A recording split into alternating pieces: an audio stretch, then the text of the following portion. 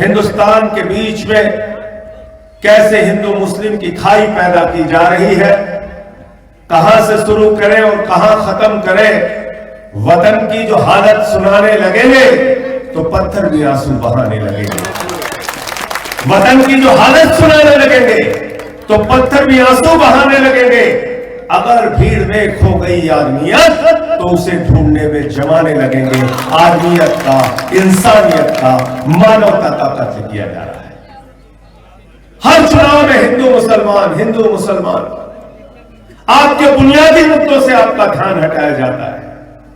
उत्तर प्रदेश में 26,000 सरकारी स्कूल बंद हो गए, इसके बारे में कोई चर्चा नहीं करता। उत्तर प्रदेश के इसी अयोध्या में हमारे बच्चों को सरकारी स्कूल में नमक रोटी खाने को दी जाती है, इस बात की कोई चर्चा नहीं करता।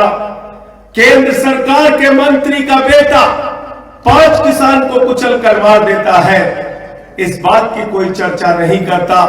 हाथरस में गरीब की बेटी का गैंग रेप करके हत्या कर दी जाती है, खुशी देवी को जेल में रखा जाता है। उत्तर प्रदेश आज अपराधों के प्रदेश में बदलता जा रहा है, इस बात की कोई चर्चा नहीं करता। कभी उन्नाव कांड, कभी उमेश पाल कांड, कभी अतीक कांड, अपराध पे अपराध उत्तर प्रदेश के अंदर होता जा रहा है। हमको अगर इन सवालों पर आवाज उठानी है तो राजनीति की गंदगी पर पहले झाड़ू चलानी पड़ेगी,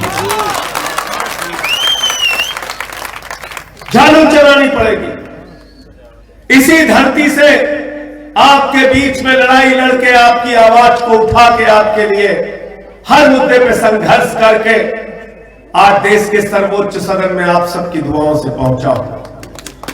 मुझे याद है इसी घोषियाना का रास्ता बंद किया जा रहा था और 1 हफ्ते तक यही क्रॉसिंग पर धरना लेके आप लोगों के साथ दिन रात बैठा हुआ था और रास्ता मैंने बंद नहीं होने दिया। जिंदाबाद जिंदाबाद, संजय भैया जिंदाबाद।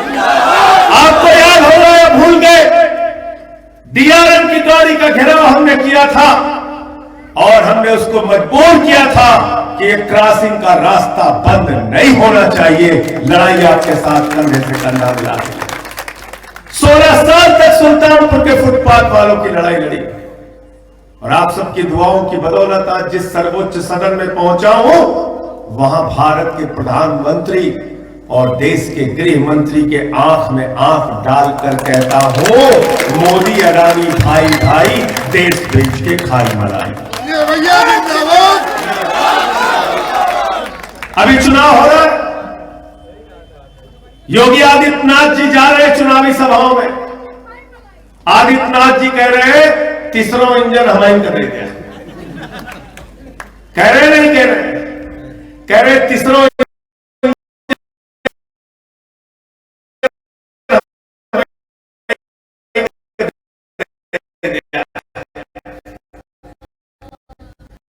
पहला इंजन मोदी जी का, दूसरा इंजन योगी जी का, तीसरा नगर पालिका वाला इंजन भी कल को प्रधानी का चुनाव होगा, कहेंगे चौथा इंजन दे दो। प्रमुखी का होगा, कहेंगे इंजन दे दो। जिला पंचायत का होगा, कहेंगे 6वां इंजन दे दो। अरे सारा इंजन अपने आप ले लोगे तो आम आदमी इस मुल्क का क्या करेगा?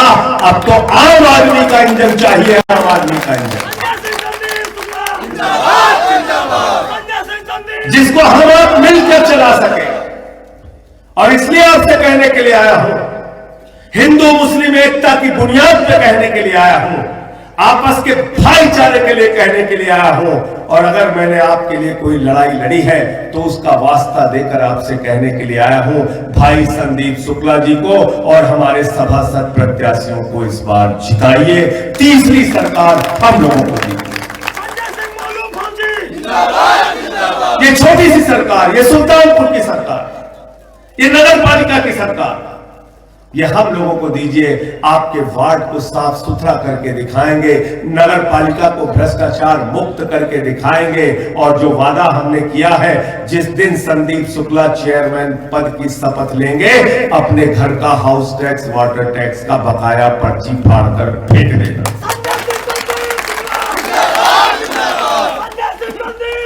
आपका पुराना बकाया house tax, water tax zero किया जाएगा। ये गारंटी संजय सिंह आपको देके जा रहे हैं। और house tax half, water tax माफ किया जाएगा। सुल्तानपुर शहर को साफ किया जाएगा। वार्डों के अंदर मोहल्ला क्लिनिक बनाया जाएगा, जहां पे अल्ट्रासाउंड फ्री होगा, दवाएं मुफ्त में मिलेंगी, जांच मुफ्त में होगी और एम्बुलेंस की व्यवस्था हम अपने सांसदों से कहकर इस नगर पालिका में फ्री करवाने का काम करेंगे। मैं 10 सांसदों का नेता हूं राज्यसभा में, 10 सांसदों का, और एक सांसद अपने राज्य से बाहर 20 लाख रुपए की धनराशि दे सकता है। आपके नगर पालिका में, अपनी नगर पालिका में एम्बुलेंस की सेवा फ्री करवाने का काम हम करेंगे। लेकिन पटना मत, क्योंकि आपके भाई ने, आपके साथी ने संकल्प लिया है अपनी जिंदगी में मरते दम तक गंगा जमनी तहजीब और हिंदू मुस्लिम भाईचारे के लिए काम करूंगा। बाबा साहब के संविधान ने जो धर्मनिरपेक्ष भारत और हिंदुस्तान की बात की है, उस धर्मनिरपेक्ष भारत के सपने को जमीन पर सच करने के लिए पूरी जिंदगी काम करता रहूंगा। और आपका बेटा वो पूरी ईमानदारी से अपनी जिंदगी बिताई। अभी ईडी वाले जो सबको फंसाने की कोशिश करते हैं, वो ईडी वाले, वो मुझे भी फंसाने की कोशिश कर रहे थे, सबको नोटिस भेजते हैं। मैंने ईडी वालों को खुद ही मानहानि का नोटिस भेज दिया। और कल ईडी ने चिट्ठी लिखकर आपके इस बेटे से कहा, हमसे गलती हो गई, लिखना था राहुल सिंह, लिख दिया संजय सिंह। हमने कहा बेईमानो, कहीं नीरव मोदी की जगह नरेंद्र मोदी लिख दिया तो उनको गिरफ्तार करने प्रधानमंत्री आवास जाना पड़ेगा। ललित मोदी की जगह नरेंद्र मोदी लिख दिया तो प्रधानमंत्री को गिरफ्तार करने पहुंच जाओगे। ये झूठी जांच, ये झूठे आरोप, ये झूठी बातें सह सहकर जेल में भी रहकर हमारे नेता, हमारी पार्टी के लोग, अरविंद केजरीवाल, मनीष सिसोदिया और हम सारे लोग इन बेईमानों से लड़ रहे हैं और हिंदुस्तान की राजनीति से इनकी गंदी राजनीति का सफाया करेंगे। क्योंकि हम इस मुल्क के मुस्तकबिल के लिए काम करना चाहते हैं, अपने बच्चों के मुस्तकबिल के लिए काम करना चाहते हैं। आज क्या कहा जाता है? हिंदू धर्म के नाम पे नफरत फैलाने की बात। कौन से हिंदू धर्म की बात करते हैं ये लोग? हिंदू धर्म जिसका रामचरितमानस ये कहता है सब नर करहि परस्पर प्रीति, ये हमारे रामचरितमानस की चौपाई कहती है कि सारे लोग आपस में प्रेम से रहें। यह हिंदू धर्म का संदेश है। कौन से हिंदू धर्म की बात करते हैं ये लोग? हिंदू धर्म का संदेश है वसुधैव कुटुंबकम, पूरा विश्व हमारा परिवार है। हिंदू भी हमारा परिवार, मुसलमान भी हमारा परिवार, सिख भी हमारा परिवार, ईसाई भी हमारा परिवार, हर जाति मजहब के लोग हमारे परिवार के लोग हैं। यह हिंदू धर्म का संदेश है। और इस्लाम धर्म का संदेश क्या है? अल्लाह को क्या कहते हैं आप? खुदा को क्या कहते हैं आप? रब्बुल आलमीन, पूरे आलम का रब, सिर्फ मुसलमानों का रब नहीं, पूरे आलम का रब, पूरे दुनिया का रब। क्या कहते हैं आप हजरत मोहम्मद साहब सल्लल्लाहु अलैहि वसल्लम को? क्या कहते हैं अपने नबी को? कहते हैं रहमतुल आलमीन, पूरे आलम पर रहमत करने वाला, सिर्फ मुसलमानों पर रहमत करने वाला नहीं, पूरे दुनिया पर रहमत। तो जो मुसलमान अपने अल्लाह का नाम, अपने नबी का नाम, उसका मतलब समझ लेगा, वो कभी नफरत और हिंसा की बात नहीं करेगा, मोहब्बत की बात करेगा। आइए हम सब मिलके मोहब्बत की बुनियाद पर हिंदुस्तान को बनाते हैं। यह वो मुल्क है जहां बिस्मिल्लाह खान की सहनाई संकट मोचन के मंदिर में गूंजती है।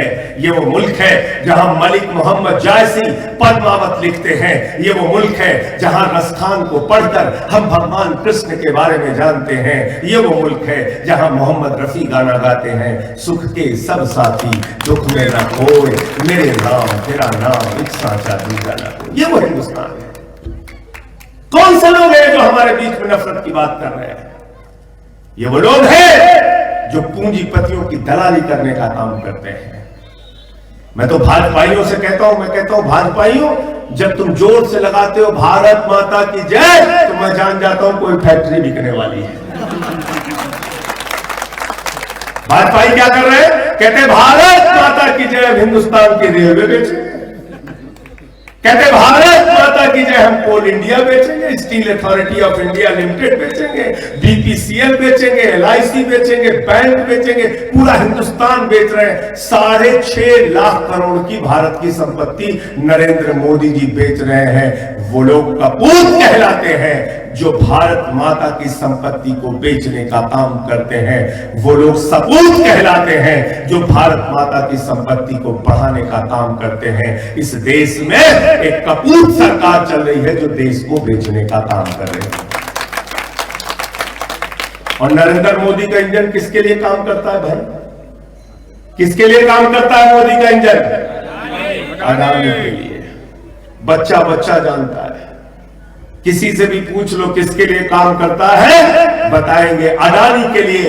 आकाश में चले जाइए तो जहाज अडानी का, जमीन पे आ जाइए तो एयरपोर्ट अडानी का, समुद्र में चले जाइए तो सीपोर्ट अडानी का, पाताल में चले जाइए तो कोयला अडानी का, गैस अडानी का, बिजली अडानी की, पानी अडानी का, सड़क अडानी की, सीमेंट अडानी की, स्टील अडानी का। 2.5 लाख करोड़ रुपए का कर्जा अडानी को, 86,000 करोड़ का कर्जा माफी अडानी का।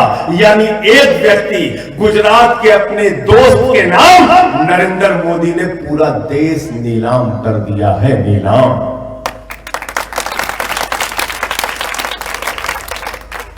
एक व्यक्ति का 86,000 करोड़ कर्जा माफ किया।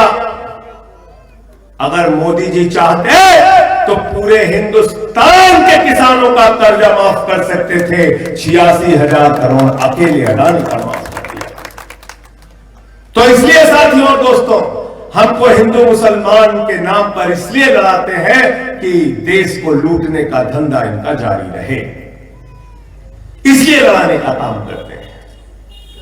अभी संदीप शुक्ला जी बोल रहे थे, विकास की बात कर रहे थे। मोनू फौजी बोल रहे थे, विकास की बात कर रहे थे। हमारे मकसूद भाई, हमारे मोहर्रम अली, हमारे प्रत्याशी विकास की बात करते हैं। हम कैसे सड़कें बनाएंगे, कैसे नालियां साफ करेंगे, कैसे आपका विकास करेंगे। भाजपाई क्या कहते हैं? क्या कहते हैं प्रधानमंत्री जी? प्रधानमंत्री जी एक सभा में गए, कहने लगे भाइयों और बहनों, अगर गांव गांव में कब्रिस्तान है तो शमशान होना चाहिए कि नहीं होना चाहिए? बताइए आप, बताइए आप। अरविंद केजरीवाल क्या कहते हैं? भाइयों और बहनों, गांव गांव में स्कूल होना चाहिए कि नहीं, अस्पताल होना चाहिए कि नहीं, अच्छी सड़कें होनी चाहिए कि नहीं, आपकी तरक्की होनी चाहिए कि नहीं। शमशान बनाने वाले लोग कभी आपकी तरक्की नहीं कर सकते, याद रखना। इसलिए आपसे कहने के लिए आया हूं, हमारी जो गारंटी है उसको ठीक से पढ़ना। और संदीप शुक्ला ये कोई किसी जाति के कैंडिडेट नहीं है, ये एक ऐसे कैंडिडेट है जो मैं इनको कह रहा हूं, ये हिंदू मुस्लिम एकता के कैंडिडेट हैं। ये सुल्तानपुर के भाईचारे के कैंडिडेट हैं।